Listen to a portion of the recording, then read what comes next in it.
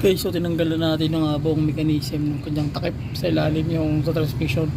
So ito na yung ano niya, yung valve body guys, labas na oh. Kita niyo naman 'yan. So valve body ng trooper. So ano nangyari, ito yung kanyang solenoid. Ito yung solenoid tsaka 1 2 3. So sa tatlong solenoid na yan guys, mangyayari diyan, i-check natin yung ano, i-check ko muna yung buong solenoid na to kung gumagana ba o hindi. Iisa-isahin natin, i-actual ko para makita nyo rin kung paano siya tanggalin. Okay, so bolt lang naman yan, ayan.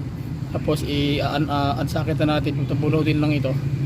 Tapos ano natin to, i-check natin tong kanyang ano, yung o-ring niya kung okay ba ba. Baka ano na, baka tawag niyan ano na siya, tawag niyan, kailangan ng palitan. Okay, so ayan na ang sistema. Sige, at least may idea kayo kasi minsan yung pressure, especially yung pressure niya, pag hindi mo ma-address yung